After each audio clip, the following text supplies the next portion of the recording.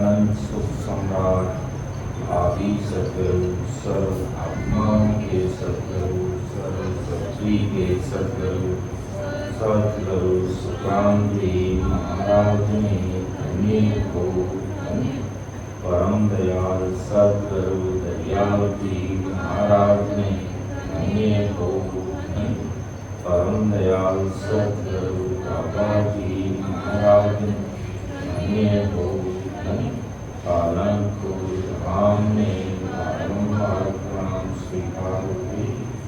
राम सभा में राम धाम सभी राम सनी भाई बहनों सबको राम राम सबको प्रणाम। महाराज की कृपा से प्रातःकालीन सत्संग का सिमरन का समय हर्षोल्लास आनंद मेवाधाम के साथ पूरा हो रहा है। ऐसी कृपा दृष्टि सदैव समस्त भाई बहनों पर बनी रहे। यही राम जी से अरदास करते हुए इस 4 दिवसीय सत्संग कार्यक्रम का पहला सत्र प्रारंभ करने जा रहे हैं। क्योंकि जब तक हम 2 घंटे 3 घंटे से उनके लिए नहीं बैठेंगे तब तक अंदर की अनुभूति आएगी नहीं। ये मन बड़ा चंचल है, ये मन बड़ा हरामी है। आधे घंटे तक तो ये मन हमारे कंट्रोल में आता नहीं। जब 3 घंटे 4 घंटे के लिए हम बैठते हैं धीरे धीरे ये कंट्रोल में आ जाता है और भजन में मन लग जाता है और अंदर की अनुभूति आने लग जाती है। इसलिए हर सत्संग में प्रातःकालीन सत्र में कम से कम 3 घंटे सुनने का समय रखने का कारण यही है कि सवेरे समय पर हल्का नाश्ता करके हम सभी 3 घंटे के लिए शिविर में बैठते हैं तो महाराज की भारी कृपा है। और ऐसी कृपा हो जाती है कि बस भजन करते ही हो, भजन छोड़ने का मन ही नहीं करता है। और इतना ध्यान लग जाता है, इतना मन लग जाता है, इतना आनंद आने लग जाता है कि सत्संग में कौन आ रहा है, कौन जा रहा है, कितने लोग आए, कितने नहीं आए, किसी की कोई परवाह नहीं रहती है। और महाराज की कृपा से अंदर में खो जाता है व्यक्ति, घट प्रचर की अनुभूति करने लग जाता है और धीरे धीरे संसार से वो निकल जाता है, ऊपर उठ जाता है, उसे कोई परवाह नहीं रहती है। और ये स्थिति कब बनेगी जब हम निरंतर महाराज की आज्ञा को सर्वोपरि मान करके धीरे विधि से बैठ करके सीमन करने पर ही ये सारी चीजें संभव होगी। क्योंकि बिना भजन कोई चीज संभव नहीं। वे कितना भी भोजन बना के हमारे सामने रख जाते हैं कि भोजन खाना नहीं है, भोजन जीवना नहीं है, तो वो भोजन हमारे लिए क्या काम होता है। कितना भी ज्ञान हमारे सामने रख दिया जाए और सिमरन करने का तरीका नहीं है और सिमरन नहीं करेंगे तो हमारा काम बनेगा नहीं। तो अपना विषय ध्यान समाधि का विषय चल रहा है और ध्यान समाधि के विषय में भी हमने सबसे पहले सुख सागर का वर्णन देखा, फिर ब्रह्मांड का वर्णन देखा, फिर पाताल का नाड़ी नाभि बन देखा और अभी हमारा मेरुदंड का विषय चल रहा है। मेरुदंड जब हम बंधनाल खोल के पिछम की रास्ते की तरफ आगे बढ़ते हैं तो हमने 21 स्वर्ग देखे। 21 स्वर्ग से पहले हमने 7 लोग पाताल के देखे, 21 स्वर्ग के लोग देखे और 21 और 7 28 और फिर मेरू पर आने पर 6 पुरियां, तो 34 लोग हमने देखे। और शरीर विज्ञान के अनुसार अगर अपन देखें तो हमारी रीढ़ की हड्डी के नीचे से लेके मैरू तक सर्वाइकल तक 34 कांटे हैं। 7 पाताल की गांठें, 21 स्वर्ग की गांठें और 6 पुरियों की गांठें। तो ये 34 गांठें। तो ये साखी हमारी कल की सत्संग में दी गई थी। उस साखी को दोहराते हुए हम आगे बढ़ते हैं। बड़े विषय थोड़ा गहरा है, गहरे के साथ में समझने की आवश्यकता है, संतोष के साथ में समझने की आवश्यकता है कि 5 25 4 ले इत उत नाटा जाई, सब बसवे सुख राम जी बंकनाल में आई। ये 5 25 4 ले इत उत नाटा जाए। 5 का मतलब 5 विषय, 5 विषय में पूरा संसार लगा हुआ है। और 5 तत्व के एक तत्व की 5 प्रकृति है। तो ये 25 प्रकृति और 4 मन, बुद्ध, चित्त और अहंकार। तो 5 और 25 30, 30 और 4 34। तो पूरा संसार 5 25 और 4 में इधर से उधर घूम रहा है, नारा फिर रहा है। अर्थात 5 विषयों के और 25 प्रकृति की सुखों में पूरा संसार भरा पड़ा उसी में है। जब नैनचरी जीवात्मा भजन सिमरन करते हुए ध्यान समाधि के द्वारा जब मेरु पर पहुंचते हैं तो सब बसवे सुखराम जी बंकनाल में आए। ये बंकनाल में आकर के ये सब बस में हो जाए। जो हमने कल की सत्संग में इस एक ही साखी को पूरी सत्संग में एक साखी को दिया गया था, तो वापिस दोहराने की जरूरत नहीं है। और इस साखी के बारे में गहराई से समझना है तो कल की सत्संग आज रात्रि जब उठा मैं 2 बजे, 2:15 बजे उठ गया था। उस समय बाकी की सारी सत्संग रात को 2:15 बजे 2 बजे भेज दी। जिस भाई बहन को सुनना है, समझना है तो जरूर उन सबको देखें, सुने और महाराज की साखी को पढ़ें और उसका ध्यान करें। आज हम नई साखी लेते हैं और उसको देखने का प्रयास करते हैं कि सबका जुगर मेर में चित सूरज उदियाई, चमुदिस जग में खेल है न छल उणगर माई। आज इस नई साखी को हम समझने का प्रयास करेंगे। परम दयाल सदगुरु सुखराम जी महाराज अपन सभी भाई बहनों को समझा रहे हैं। और वैसे महाराज का ज्ञान केवल अपन भाई बहनों के लिए नहीं है, महाराज का ज्ञान पूरे जगत के लिए। कि संसार क्योंकि महाराज ने कहा कि मुझे पूरे संसार के सारे भाई बहनों को परम मोक्ष में भेजने का ऐसा ओदा पट्टा देकर के सतगुरु साहिब ने मुझे भेजा है और पूरे जगत के भाई बहनों को मैं परम मोक्ष में भेजूंगा। ये जगत मुझे माने नहीं माने, लेकिन मैंने पूरे जगत को मेरा परिवार मान लिया है और सबको मैं लेकर जाऊंगा।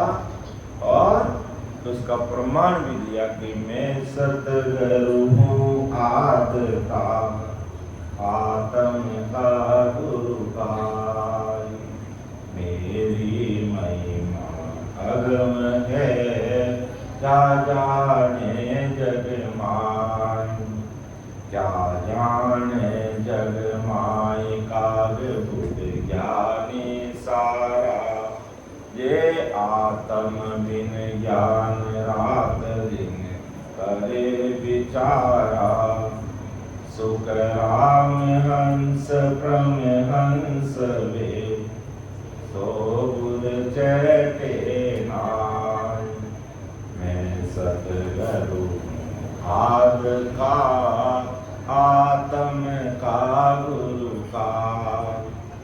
आदि अनादि से मैं सद्गुरु हूँ, इस आत्मा का मैं सद्गुरु आपका आत्म का रूप है। मेरी महिमा अदम है, मेरी महिमा अदम है, हरि को पता नहीं। क्या जाने जगमाए, संसार के लोग मुझे नहीं जानते। क्या जाने जगमाए काग बुद्धि ज्ञानी सारा। ये काग बुद्धि का मतलब हल्की बुद्धि के ज्ञानियों को मायावी जगत का ज्ञान चाहिए, मायावी भक्तियां चाहिए, मायावी कार्य चाहिए, मायावी सुख चाहिए। इसलिए इनकी बुद्धि हल्की है, ये मुझे नहीं जान सकते। मुझे जानने के लिए भारी बुद्धि चाहिए, भारी समझ चाहिए, भारी सोच चाहिए, भारी विचार चाहिए, वो मुझे जान सकते हैं। लेकिन आज इनमें भारी बुद्धि नहीं है।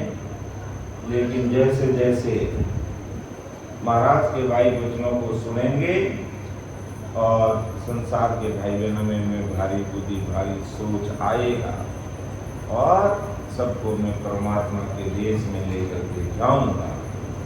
तो सबका जुगर मेरे में जित सूरज उदियाई, चौदिस जग में खेल है न चले मुणे घर माई। के सभी का घर मैं हूँ। इनका सभी का, सभी देवी देवता, यमराज, यम, यमदूतों, राक्षसों, दानवों का निवास स्थान, विश्राम स्थान में हूँ। जहाँ सूर्य उदय होता है, जगत में चारों दिशा में खेलते हैं और उस घर में निश्चल होता है। जैसे अपने धराधरती पर इस खंड में सूर्य अस्त होते ही धीरे धीरे रात्रि शाम का भोजन करके हम सो जाते हैं और जब सूर्य सवेरे उदय होता है हम वापिस उठ जाते हैं अपने अपने काम में, अपने घर, गांव, शहर में जहाँ जाना घूमते फिरते अपना काम करते और शाम होते ही अपने घर पे आते हैं, भोजन करते हैं, सो जाते हैं। तो इसी प्रकार परम दयाल सद्गुरु सुखराम जी महाराज फरमाते हैं कि इसी प्रकार देवी देवता, यमराज, जमदूत, राक्षस, दानव सबका निवास स्थान मेरु में है और यहीं से पूरे शरीर में ये विचरण करते हैं और मेरु पर इनका विश्राम स्थल है। तो इस मेरु अर्थात सर्वाइकल पर, मेरु को अंग्रेजी में सर्वाइकल कहते हैं, जो हमारी ये उभरी हुई गांठ है, इस सर्वाइकल पर सूर्य अर्थात पिंगला नाड़ी का पता चलता है, क्योंकि यहीं से पिंगला नाड़ी हमारे राइट हैंड से, या मारवाड़ी में अपन कहते हैं अपना जीवना हाथ की तरफ से, ये इस कान के ऊपर से होते हुए हमें इस त्रिपुटी में आते हुए ऐसा यूं नजर आता है। जैसे बाबा जी महाराज सरस्वती मौजूद थे और बाबा जी महाराज की जो ज्ञान गांधी लिखी गई थी, उस ज्ञान गांधी में महाराज ने फरमाया कि भाई मेरुदंड से आगे जब ये दोनों नाड़ियां हैं, इधर वाली और इधर वाली ईड़ा, ये पिंगला दोनों चुन चुन करने लग जाती है। महाराज ने अपनी भाषा में चुन चुन करने को कहा। तो इधर पिंगला नाड़ी का मतलब सूर्य नाड़ी, ईड़ा नाड़ी का मतलब चंद्र नाड़ी। तो यह सूर्य नाड़ी का पहले पता चल जाता है और ये सभी देवी देवताओं, यमराज, यमों, यमदूतों, राक्षसों, दानवों का भ्रमण जगत के शहर शहर गांव गांव में है। तो इन शहर और गांव में खेलते हैं, तमाशे करते हैं। यानी इन दूतों, यमदूतों का शहर कौन सा है? ये हमारा शरीर की शहर है और स्थान, इनका निवास स्थान क्या है? मेरु। अपन कहते हैं धर्मराय का ये स्थान, और धर्मराय की सेना कितनी है? 14 करोड़ जमदूत। बड़े बड़े जमदूत है 14 और एक जमदूत, बड़े जमदूत के अंदर में 1 करोड़ जमदूत रहते हैं और टोटल 14 करोड़ जमदूत रहते हैं। इसलिए कहते हैं कि मेरु का घाटा पार करना बड़ा दुर्लभ रहता है। कोई न कोई ऐसा ये विघ्न पैदा कर देते हैं ये यम, ये राक्षस, ये देवता, ये दानव, कि वो जीव यहाँ से आगे बढ़ नहीं पाता है। उसके कंधों में असहनीय दर्द होने लग जाता है, गर्दन में यहाँ दर्द होने लग जाता है, और रीढ़ की हड्डी में दर्द होने लग जाता है, और धनुष बाण की कमान की तरह वैसे चुप जाता है। ये स्थिति जब नहीं से जीवात्मा भजन करते करते या पहुंचती है, ऐसा उसको एहसास होता है। तो अपने घर मेरू में निश्चिल रहते हैं। यहाँ पर जैसे हम संसार के भाई बहन क्या करते हैं, रात्रि में सोते हैं, सवेरे जब सूर्य उदय होता है, हम दिन भर घर गांव टाणी गांव में खेत खलियान में काम करके शाम को आकर के अपने घर पे विश्राम करते हैं। तो इसी प्रकार अपने घर मेरू में ये निश्चित रहते हैं। कौन? ये सारे के सारे देवी देवता, यम, यमदूत, राक्षस, दानव, सब के सब यहाँ पर निश्चल रहते हैं, अर्थात चलायमान नहीं रहते। यहाँ करके ये कंट्रोल में आ जाते हैं। और धर्मराय सिर पांव दिलाया सूरत शब्द मिलकीना, तीनों चले मैर सु आगे त्रिवेणी सुख लेना। ये साखी यही की साखी है। ये अपन हमेशा बोलते भी हैं कि धर्मराय सिर पांव दिलाया सूरत शब्द मिलकीना, तीनों चले मैर सु आगे त्रिवेणी सुख लिया। तो ये धर्मराय स्थान यहाँ पर, तो यहाँ आकर के धर्मराय जैसे ही नहन श्री संतों के दर्शन होते हैं, धर्मराय अपने बड़े सिंहासन पर बड़े ठाठ महाराजा की तरह बैठा रहता है। और नहन श्री संत जब आते ही वो अपने स्थान से खड़ा होकर के ऐसे संतों के चरणों में नतमस्तक हो जाता है, अपना शीश झुका लेता है और संतों को कहते हैं मेरे सिर की सीढ़ी बना के आप आगे बढ़िए। और तब महाराज ने भी प्रमाण में भी लिखा है कि धर्मराय सिर पांव दिलाया, धर्मराय सिर पांव दिलाया, सूरत शब्द मिलकीना,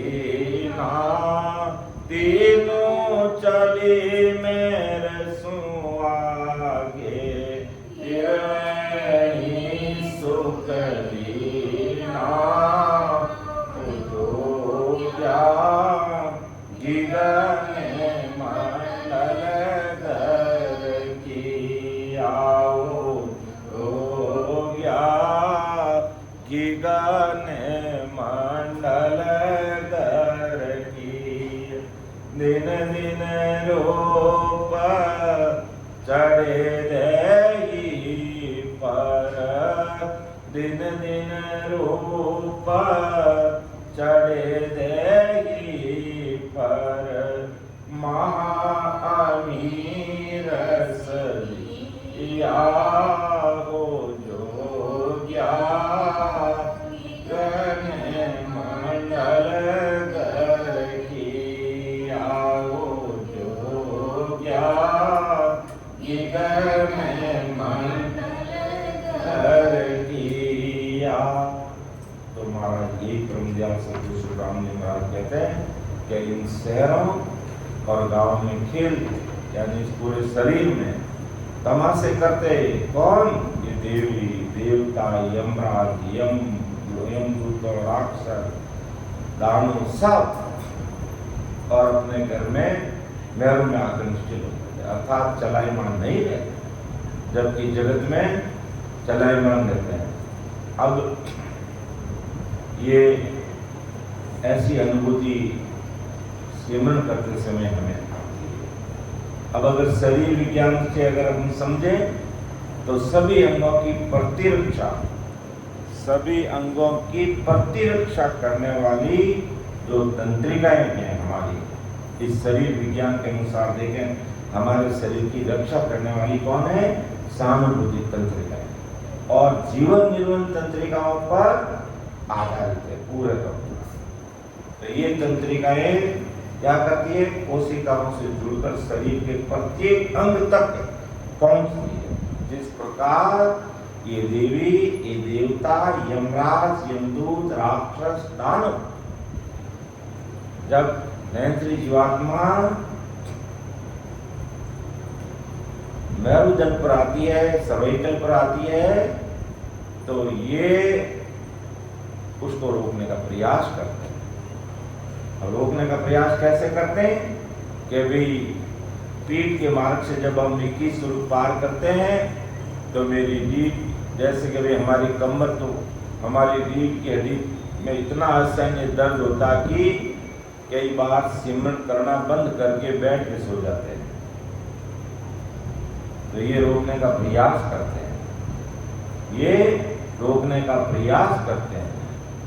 लेकिन नैंत्री जीवात्मा होती है, वो ना तो कोई दर्द की परवाह करती है, कंधे दुखने की परवाह नहीं करती है, गर्दन दुखने की कोई परवाह नहीं करते हैं। वो बराबर लगातार भजन में लगे रहते हैं,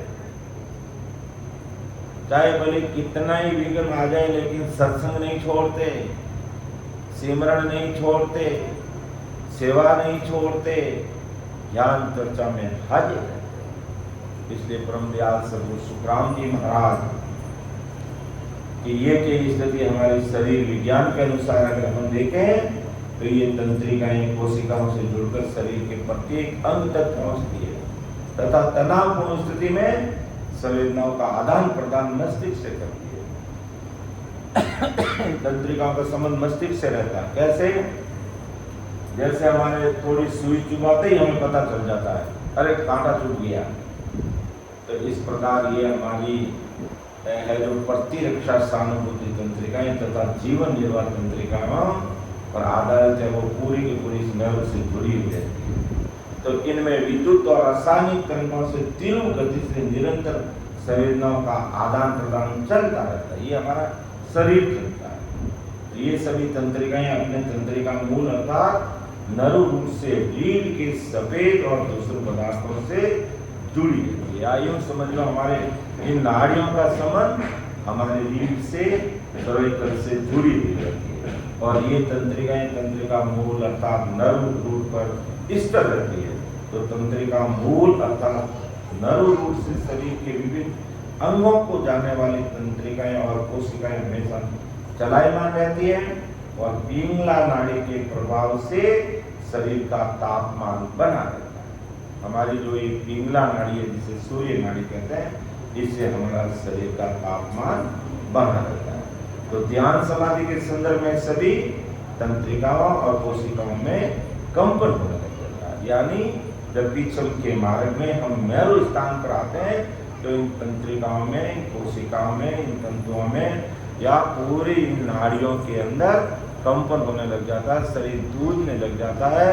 तब हमें समझना चाहिए कि वास्तव में प्रैक्टिकल हम ध्यान समाधि के द्वारा मेरु स्थान की तरफ आगे बढ़ रहे हैं तथा कभी कभी दर्द का भी अनुभव होता है। ऐसा हमारे नैंत्री जो संत हैं, साधना करने वाले जो भाई बहन हैं, वो ऐसा बताते हैं। तो राम राम का विधिवत सुमन करते करते जब ररणकार का पूरा प्रसार हो जाता है तो दर्द और कंपन के स्थान पर तरंग प्रवाह अर्थात ररणकार का अनुभव होने लगता है और आनंद की अनुभूति आने लगती है। तो शुरुआत में क्या स्थिति रहती है? जब पीछम के मार्ग में आते हैं तो असहनीय दर्द और धीरे धीरे धीरे धीरे वो असहनीय दर्द खत्म हो जाता है और जैसे राम ररणकार की तरंगे पूरे शरीर में प्रसारित होने लग जाती है तो हमारा दर्द तो खत्म हो जाता और हमें आनंद की अनुभूति आने लग जाती है। बड़ा प्रेम आता है, वीरे व्याकुल हो जाते हैं और भजन में मन लग जाता है, हमारा भजन का समय बढ़ जाता है। ऐसी स्थिति होने लग जाती है। लेकिन ये स्थितियां कब बनेगी? जब हम एक स्थान पर कम से कम 2-3 घंटे बैठेंगे, तब जाकर होगा।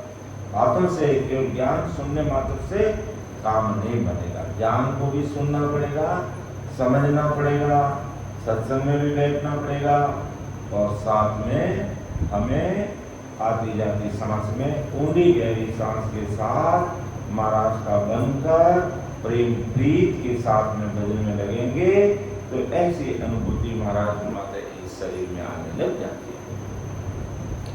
फिर महाराज आगे समझाते हैं अगली साखी में, जो हमें बड़े धैर्य के साथ में समझना है, क्योंकि विषय बड़ा गहरा है लेकिन समझना भी बहुत जरूरी है। गहरा विषय है, समझना पड़ेगा, नहीं समझेंगे तो काम नहीं बनेगा। जैसे कोई आदमी भी बार बार अपन कहते हैं, कोई आदमी बीमार हो जाता है, उसको बुखार आ जाता है, बुखार आ जाता है तो बिल्कुल रोटी खाने की इच्छा नहीं रहती है, तब उनको जबरदस्ती रोटी खिलाई जाती है। कभी हमें पता है कि तुम रोटी खाने की तुम्हारी इच्छा नहीं है, तुम रोटी नहीं खा सकते, लेकिन फिर भी तुम्हें आधी रोटी भी खानी पड़ेगी। उनको खिलाते हैं, क्यों खिलाते? क्योंकि भूखे पेट गोली दी नहीं जा सकती, फिर जबरदस्ती आधी रोटी खिला के उनको गोली दी जाती है और फिर धीरे धीरे उनका बुखार ठीक हो जाता है। इसी प्रकार इतना गहरा विषय सुनने की हमारी इच्छा नहीं करती है, लेकिन फिर भी जबरदस्ती सुनाया जाता है। क्यों सुनाया जाता है? कि क्योंकि वहां तो गोली देकर के बुखार मिटाना है और यहाँ ध्यान समाधि का विषय सुना करके लख 84 का रोग मिटाना है। इसलिए इस विषय को सुनना समझना बहुत जरूरी है। तो महाराज आगे फरमाते हैं कि जित सूरज उगे सदा, बीजम सरस बखान, आशा के सुत राम के अरता सुलटी जान। अब देखो कि जित सूरज उगे सदा, सूर्य की कौन सी दिशा में उगता है? पूर्व दिशा में, लेकिन संतों का मार्ग कौन सा है? पश्चिम का मार्ग है। तो जित सूरज उगे सदा, बीचम सरस बखान, आशा की सुध राम के अरता सुलटी ध्यान। अर्थात आदि सद्गुरु सुखराम जी महाराज आज संसार के सारे भाई बहनों को, जगत के सारे भाई बहनों को समझा रहे हैं कि जिस और सूर्य हमेशा उदय रहता है, ऐसा सुहावना पश्चिम वर्णित है। ये साकी रहस्य में परंतु सीधी है। कैसे? जैसे मेरू जो देवलोक का केंद्र मानते हैं, मेरू देवताओं का केंद्र स्थान है, वहां सूर्य की द्योतित पिंगला नाड़ी हमेशा ही चलती रहती है।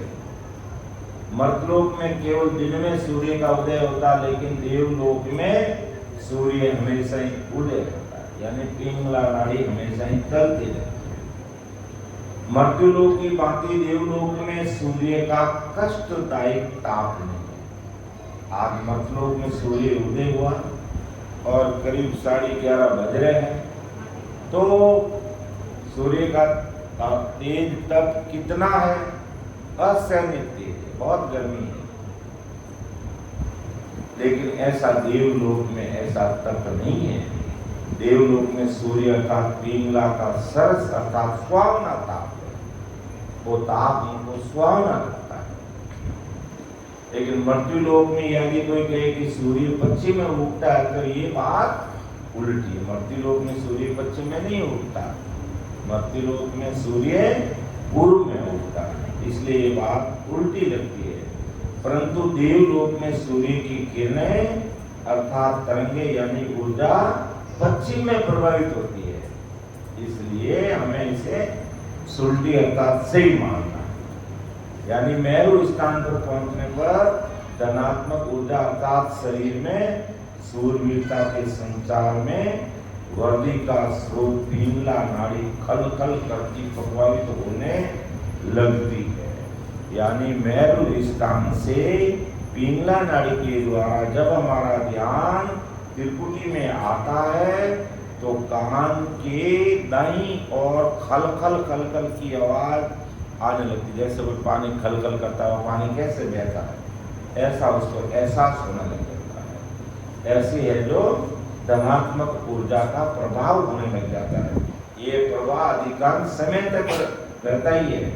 जब शरीर के सारे अंगों प्रत्यंगों को आराम देने वाली ऋणात्मक ऊर्जा यानी शून्य अवस्था देने वाली पीड़ा का पूर्ण वेग से संचार होता है। इधर पीड़ा है हमारे दाएं हाथ की तरफ यानी बाएं हाथ की तरफ, इसका संचार होता है। तो इस अवस्था में पिंगला नाड़ी का प्रभाव शून्य नहीं होता।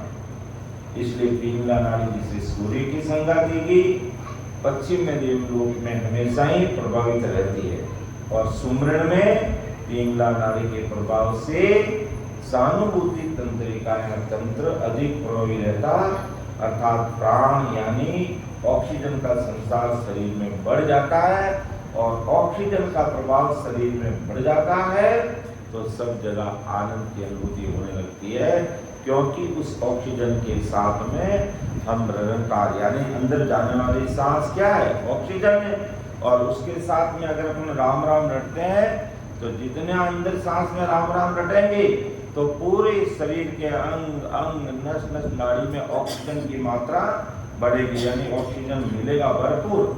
और ऑक्सीजन की कमी होते ही क्या होता है, आदमी बीमार हो जाता है कि भाई इसका ट्रीटमेंट कराओ, इनका ऑक्सीजन लेवल कम हो रहा है। और ऑक्सीजन लेवल जब बढ़ने लग जाता है शरीर पूर्ण स्वस्थ रहता है। और जब उस ऑक्सीजन लेवल के साथ में जब राम निरंकार, क्योंकि ऑक्सीजन के साथ ही राम राम अंदर जाता है और वो राम राम पूरे शरीर के अंदर फैल जाता है तो हमें ऐसा लगने लग जाता है कि अगर ओम रोम नस नस नाड़ी नाड़ी तंत्रिकाएं तंत्र कोशिकाओं में राम राज्य स्थापित हो गया। बड़ी आनंद की अनुभूति आती है और शरीर भी एकदम स्वस्थ हल्का नजर आने लग जाता है। और ये स्थिति कब होती, जब हम भजन करते हुए मेरू स्थान पर पहुंचते हैं। फिर महाराज अगली साखी में और हम सब भाई बहनों को समझा रहे हैं कि जब पायो हम देश हो मेरे मूल मुल्तान, सुरपुर नरपुर नागपुर फिरियो सकल जुगियान। समझ की बात महाराज हमारे सामने रख रहे हैं, अच्छे से हमें धैर्य के साथ में समझना है कि जब पायो हम देश हो मेर मूल मुल्तान, सुरपुर नरपुर नागपुर फिरियो सकल जुगियान। कि समस्त जगत यानी सुरपुर अर्थात देवताओं की बस्ती, नूरपुर यानी नरपुर का मतलब मानवों की बस्ती और नागपुर अर्थात नागलोक के निवासियों की बस्ती में घूमे, अर्थात सुरपुर में घूमे, नरपुर में घूमे और नागपुर में घूमे। यानी देवताओं की बस्ती में, नरपुर मनुष्यों की बस्ती में, नागपुर यानी नागलोक के निवासियों की बस्ती में घूमे। तो आकर हमें इन सभी का मूल अर्थात मुख्य स्थान मेरू देश की प्राप्ति हुई, यानी इसमें घूम करके, यानी नरपुर का मतलब मानो यानी नाभि, नागपुर का मतलब पाताल लोक, सुरपुर का मतलब 21 सूर्य। इन तीनों को पार करके जब पायु हम देश ओ मेर मूल मुल्तान, जब मेरू पर हम पहुंचे तो कुछ धर्म ग्रंथों में है जो जगत से आसी मतलब मृत्यु हो, जगत का मतलब ही क्या है, मृत्यु हो गया। जबकि शत्रु की समस्त साकारी सृष्टि अर्थात स्वर्ग मृत्यु पाताल को जगत बने। संतों की भाषा में जगत का मतलब पूरे के पूरे समस्त, चाहे भले वो स्वर्ग है, मृत्यु है, पाताल है, तो उनको जगत का जगत की महिमा का ये जगत का वर्णित किया। तो परमदयाल सद्गुरु सुखराम जी महाराज फरमाते हैं कि समस्त जगत में स्वर्ग मृत्यु पाताल को घूम कर समस्त जगत को खोज करके मैरू के मूल स्थान अर्थात सरोवर पर पहुंचा। तो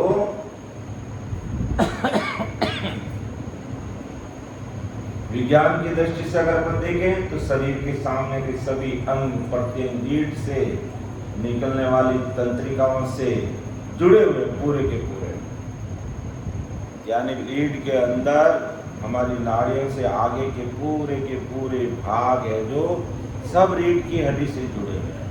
इसलिए कहते हैं रीढ़ की हड्डी शरीर का मुख्य अंग है। तो शरीर के संचालन के लिए 14 मुख्य अंग, इन 14 अंगों और रीढ़ से मृत्यु लोक अर्थात भ्रुकुटी से नाभि तक, पाताल लोक अर्थात नाभि से गुदा स्थान होते हुए रीढ़ की तिकोनी अस्थि तक तथा स्वर्गलोक अर्थात रीढ़ की तिकोनी अस्थि के ऊपर सर्वाइकल तक सभी नियंत्रित रहता है।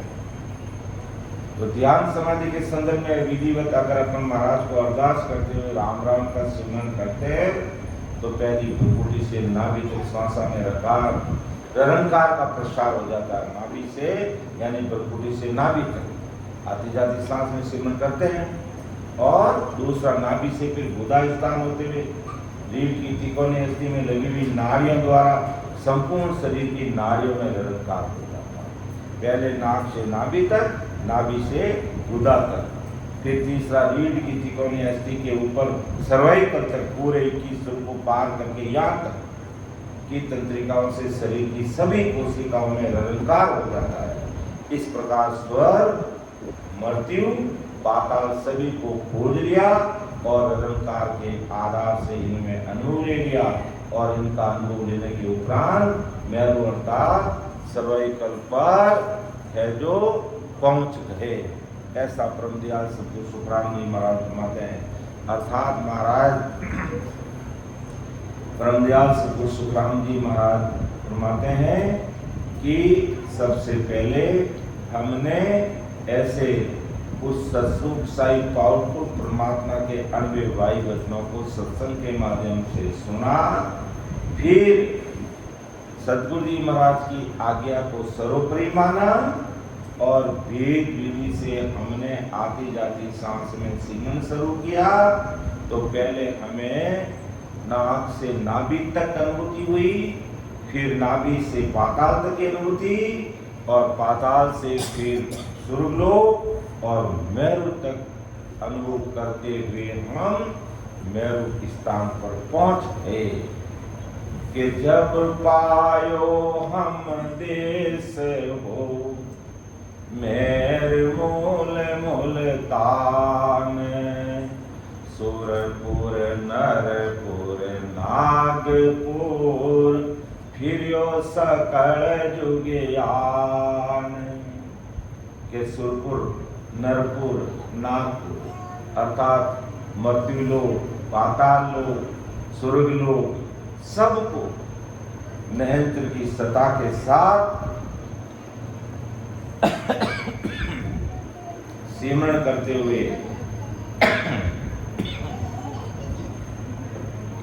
एक एक स्थान का अनुभव लेते हुए जब पायो हम देशो मैरू मूल मुल्तान यानी मैरू स्थान पर हम पहुंचे। ऐसा परमदयाल सद्गुरु सुखराम जी महाराज अपन से भाई बहनों को कह रहे हैं कि इस प्रकार जब तुम भी 12 कणों का अनुभव करोगे, 10वें द्वार पर उस अखंड ध्वनि का अनुभव करोगे, उसको सुनते हुए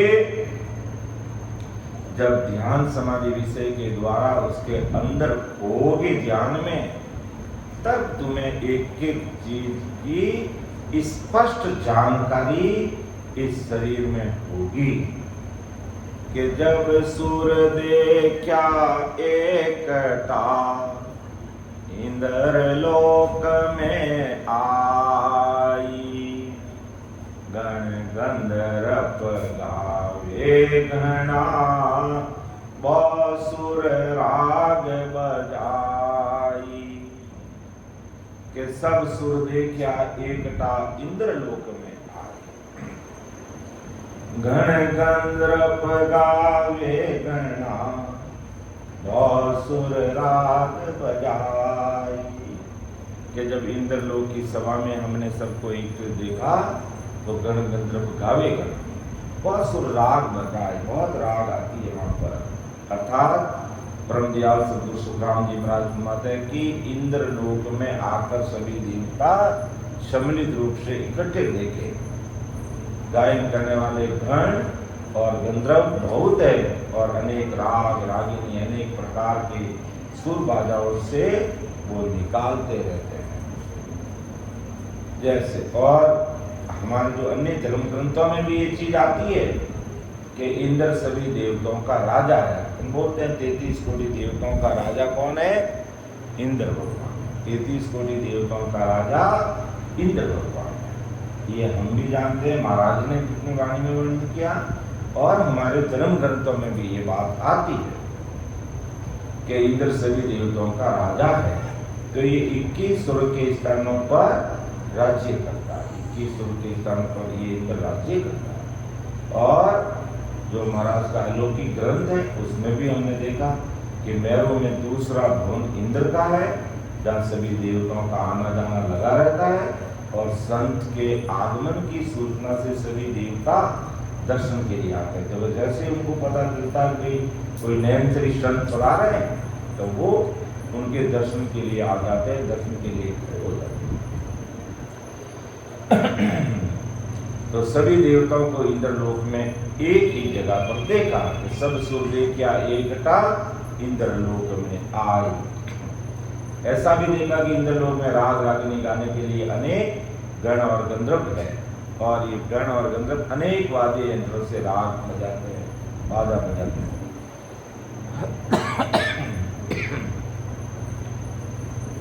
अर्थवेद में गण गंधर्वों की संख्या जो हमारा अर्थवेद है, 4 वेद है उसमें अर्थवेद है, तो गण गंधर्वों की गणना है 6333 बताई गई है। एक मत के अनुसार इस गणना में गण और गंधर्व दोनों सम्मिलित हैं। कुछ ज्ञानी ऐसा बताता है कि गंधर्व का स्थान गणों के गुरु के रूप में होता है, ऐसे शास्त्रों के अंदर आता रहता है। तो परम दयाल सद्गुरु सुखराम जी महाराज फरमाते हैं जब हम इंद्रलोक से गुजरते हैं तो सारे देवता इंद्र की सभा में एकत्रित नजर आते हैं, इकट्ठे नजर आते हैं, सम्मिलित नजर आते हैं और गंधर्व खूब सारे सुर के द्वारा बाजे बजाते हैं और आग निकालते हैं। और क्यों आ जाते?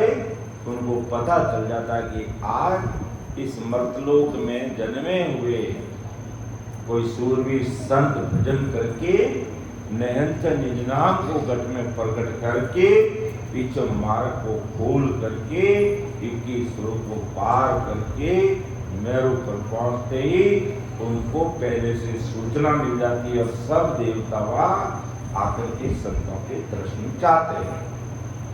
तो सब सुर देखा एकटा इंद्रलोक में आई, गण गंधर्व गावे गणा सुर राग बजाई। अब तब अपन कहते हैं भाई कि महाराज ने कोई देवी देवताओं की निंदा नहीं की है, कोई टीका टिप्पणी नहीं की है, कोई काट नहीं की है। अब अपन संसार में किसी देवी देवताओं को मनाते हैं, धूप ध्यान करते हैं, नारे चढ़ाते हैं, आका अगरबत्ती करते हैं, वो देवता तुम्हें मिले या नहीं मिले, लेकिन आप सूरवीरता के साथ में भजन करोगे, पीछे मार्ग से आगे जाओगे, सब देवता आपको कुदरती दर्शन देंगे। तो अब संसार में उनको दर्शन चाहते हो तो कितनी खटपट करनी पड़ती है। और यहाँ एक जगह पर बैठ के भजन करते हैं तो इंद्रलोक की सभा में ये 33 कोटि प्रकार के देवी देवता सभी है जो आपको दर्शन करेंगे। इसलिए महाराज कहते हैं भाई कि देवी देवताओं की बाहर की जो आकार और मूर्ति है, आप उनकी पूजा पाठ करके तीसरी मानतों को वहां आपको दर्शन कोई देता नहीं देता है, लेकिन अगर अमर लोग जाने की भेद विधि के अनुसार भजन करोगे, सिमरन करोगे, तो ये सब तुम्हें शरीर में दर्शन देते हैं। इसलिए महापुरुष कहते हैं कि तीर्थ करना है, देवी देवताओं के दर्शन चाहते हो तो बैठ के राम राम करो, कुदरती इन सबके दर्शन हो जाएंगे। और बाहर कहीं पर भी न तो तन को सुखाना, न कोई धन को खर्च करना, न कोई समय को खर्च करना। फिर महाराज आगे फरमाते इसी साखी के बारे में और कहते हैं कि भाई यदि खंड की रचना पिंड में समझे तो शरीर विज्ञान की दृष्टि से अगर अपन समझे, हमारे शरीर विज्ञान के अनुसार ये शरीर बना हुआ है, तो हमारी जो सहानुभूति की तंत्रिकाएं तंत्र और जीवन निर्वाह तंत्रिका तंत्र की अनेक गणिकाओं को गणों और गंधर्वों की संज्ञा है कि जहाँ गण गंधर्व गाते बजाते हैं तो शरीर विज्ञान के अनुसार समझें तो हमारी जो सहानुभूति तंत्रिका और जीवन निर्वहन जो तंत्रिकाएं हैं ये अनेक गणिकाओं और गणों और गंधर्वों की संख्या दी, नाड़ियों की इनकी संख्या दी गई है। तो गणिकाओं को गंगली पावन यानी नाड़ी ग्रंथ एवं गुच्छिका भी कहते हैं। और ध्यान समाधि के संदर्भ में विधिवत दारोदार राम राम सुमन सभी गणिकाओं से जुड़ी सभी तंत्रिकाओं में विभिन्न धर्मों की है जो अनुभूति होने लग जाती है। कोई बात है पूरी तंत्रिकाओं में रग रग रोम रोम में भजन होने लग जाता है।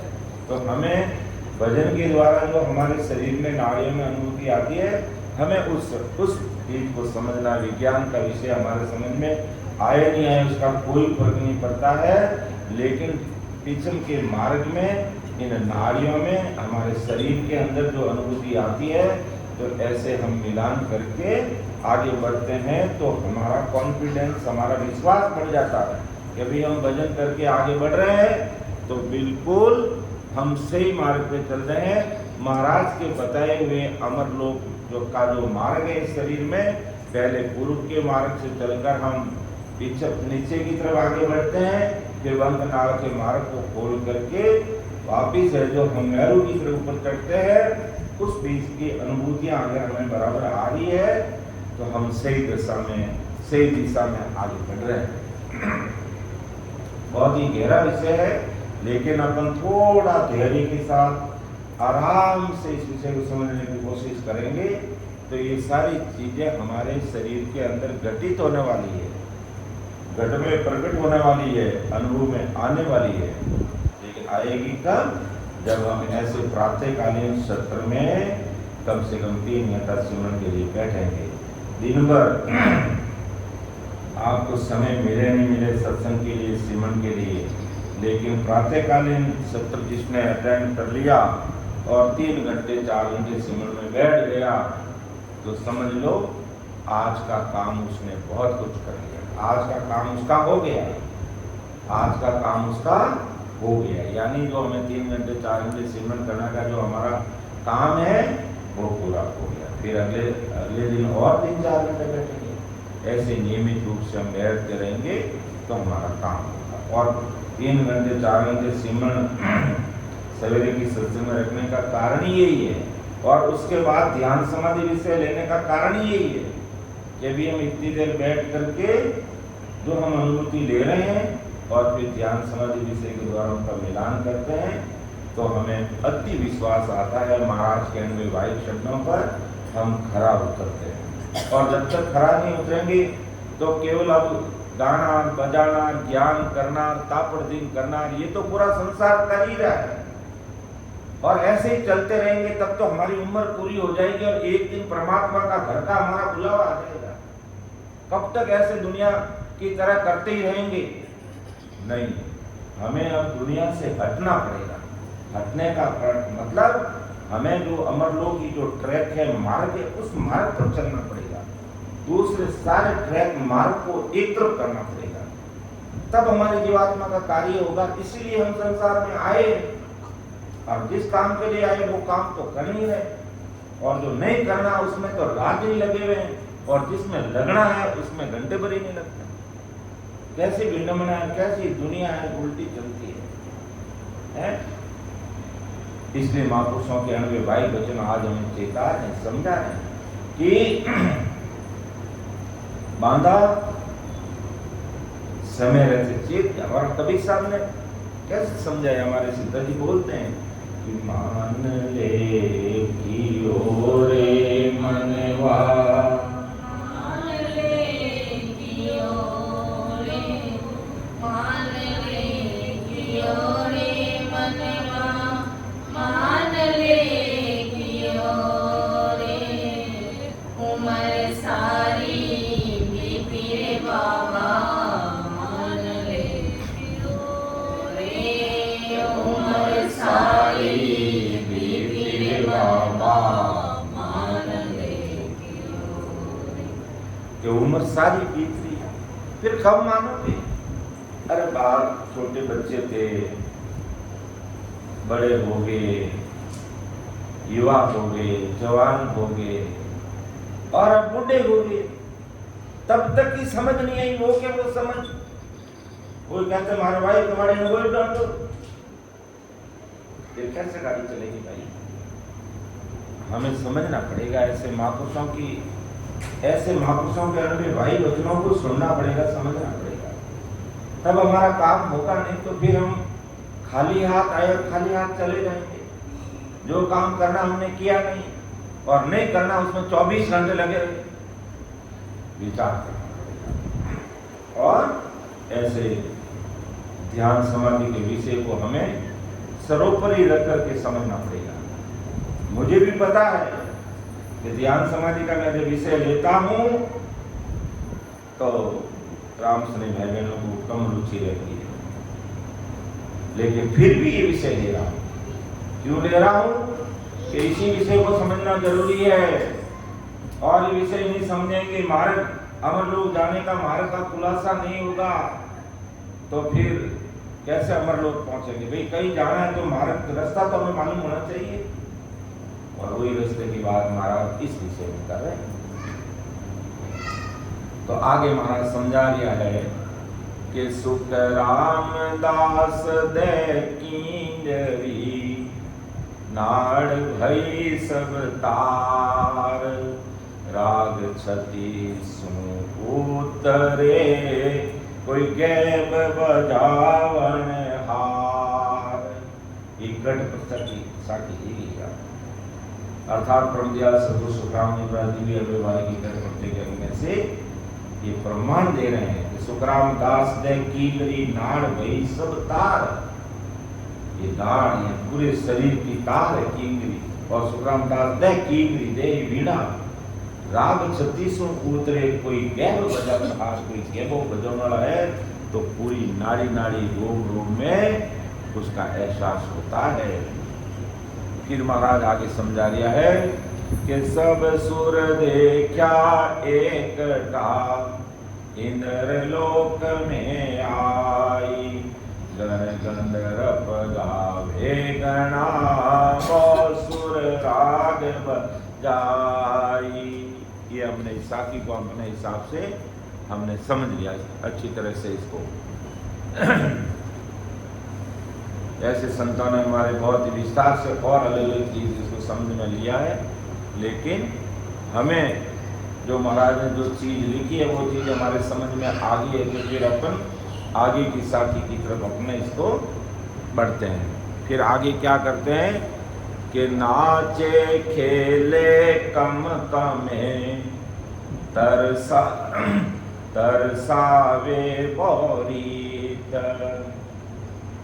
इंद्र लोक सुख राम के, गण दिन आसी चीत। परमदयाल सद्गुरु सुखराम जी महाराज फरमाते हैं कि इंद्र लोक में नाचने, खेलने, कूदने, फांदने की रीति है। इंद्र लोक में नाचने, खेलने की खूब सारी रीतियां। और आज अगर हम संसार की बात करें, मायावी जगत की, अगर कोई 3 लोग की अगर कोई सत्संग करते हैं, कोई गाना बजाने वाला कोई ढंग से अगर कोई गाना बजाना साज बाज बजाता है तो अपन देखते हैं लोग नाचने लग जाते, कूदने लग जाते, थिरकने लग जाते। क्यों? क्यों उनकी वो चीजें सब अच्छी लगती है और उससे वो राजी हो, जो उनको शरीर को वो चीजें अच्छी लगती है, उनकी इंद्रियों को सुख आ रहा है और महाराज कहते हैं भाई आत्मा क्या चाहती है? शरीर का सुख नहीं चाहती है, वो आत्म सुख चाहती है। परमात्मा के देश में कैसे पहुंचा जाए वो चीज देखती है। तो नाचे खेले कम कमे तरसावे वो रीत, इंद्र लोक सुख राम के घण दिन आसी जीत। अर्थात परमदयाल सदगुरु सुखराम जी महाराज फरमाते हैं कि इंद्र लोक में नाचने खेलने कूदने खाने की अनेक रीतियां तरसत है, अनेक रीतियों से देवता तरसत है। इंद्र लोक की रीति बहुत दिनों तक महाराज हमारे चित्त में याद आती है। अगर हम इंद्र लोक में स्वर्ग और भवन की रीति का वर्णन है तो यहाँ देवता गण गंधर्व अप्सरा इत्यादि नाचते हैं, खेलते हैं, कूदते हैं, फांदते हैं और कुछ कम यानी शब्द को कंपायमान होना भी मानते हैं। यानी यहाँ आते आते शब्द कंपायमान होने लग जाता है और इंद्र लोक पर आश्रित शहरों के निवासियों को अनेक प्रकार से दर्शाते हैं। तो नयनचरी जीवात्मा को इंद्र लोक से आगे जाने पर भी इंद्र लोक की रीतियां बहुत दिनों तक चित्त में रहती है, क्योंकि इंद्र लोक का कैसा दृश्य रहता, कैसे नाचते, कैसे खेलते, कैसे कूदते, कैसे फांदते हैं। वो जो संत अगर सूरवीर पड़ा नहीं रखे यहाँ पर और इन देवी देवताओं के गीत गानों नाच गानों में अगर थोड़ा बहुत भी ध्यान दे दिया तो फिर वही उनके गीत गाने सुनते रहो और यही लगे रहेंगे और आगे नहीं बढ़ेंगे। लेकिन सूरवीर संत इन किसी देवी देवताओं की बातों में कान नहीं देते, चित्त नहीं देते, ध्यान नहीं देते। ऐसा परमदयाल सदगुरु सुखराम जी महाराज ने फरमाते हैं। और महाराज फरमाते कि ये इंद्र लोक में मुझे भी बहुत दिन तक याद आएगा कि वहाँ का कैसा दृश्य है, कैसा इन देवी देवताओं के नाच गाने, कैसे वहाँ के ठाट है। अगर सूरवीर संत नहीं रहता है वहाँ इनकी बातों में आ जाता है तो आगे नहीं बढ़ पाता। लेकिन नहनचर साथ वैभव सदगुरु साथ में रहने के कारण अपना आप स्वतः मार्गदर्शन हो जाता है कि हमें यहाँ से आगे बढ़ना है, इनकी बातों में नहीं आना है और सूरवीर संत आते भी नहीं। तो देवलोक में दुख गणो जहाँ आद स्थान, सुखियायूं सब जान के धरियो ब्रह्म को ध्यान। अब देखो परमदयाल सदगुरु सुखराम जी महाराज क्या फरमाते हैं कि देवलोक में दुख गणो जहाँ आद स्थान, सुखियायूं सब जान के धरियो ब्रह्म को ध्यान। परमदयाल सदगुरु सुखराम जी महाराज मदन देवताओं के आदि स्थान में बहुत दुख है। सभी लोग इस बात को जानते हैं, जानकर ब्रह्म का ध्यान करते हैं। अर्थात सुखिया यूं सब जान के धरियो ब्रह्म को ध्यान। इन सारे देवताओं के लोगों को देखा क्योंकि नाच गाने आज तो ठीक लगते हैं लेकिन आखिर ये दुखों के कारण बन जाएंगे।